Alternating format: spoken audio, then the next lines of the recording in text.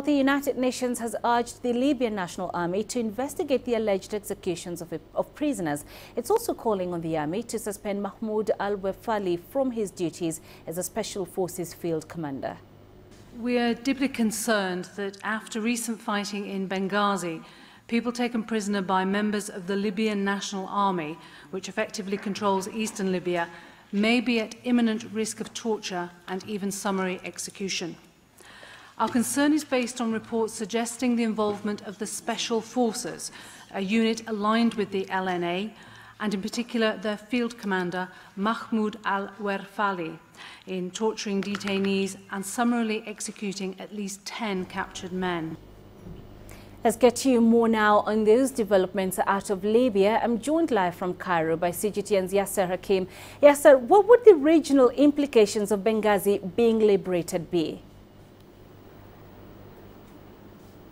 Well, it's a very important step in the fight against terrorism in Libya. Benghazi is one of the largest cities in Libya. It's maybe the second most important after Tripoli, the capital, and being also known before as the business hub of Libya, and liberating it from the extremist militias there would probably start to help in rebuilding the Libyan economy and can go far in bringing stability back to the country.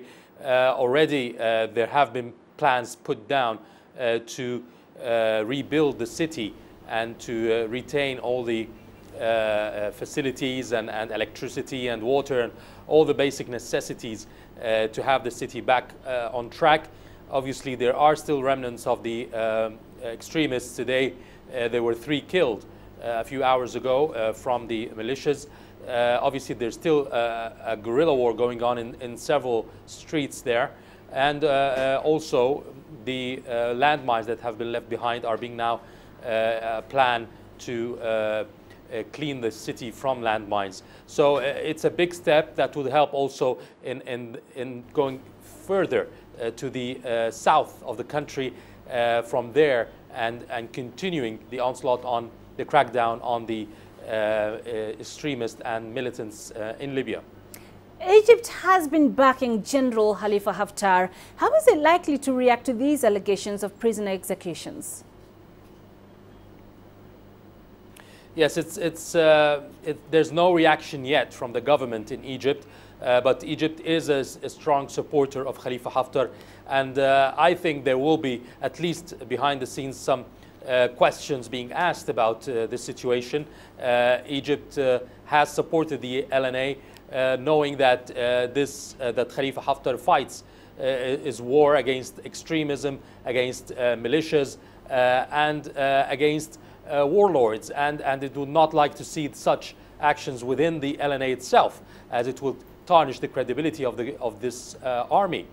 But we understand there is an investigation ongoing inside the army right now, and it's not the first case. It was back in March. There was also another investigation within the army, and Khalifa Haftar said that any signs of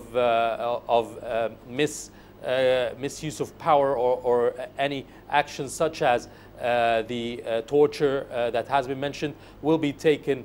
There will be action taken against it, and whoever is accused will be punished. So there's no results yet of this investigation, but I think that Egypt will push through for it to go forward and to see results, so that it will not affect the credibility of the army and the war against the terrorists in Libya.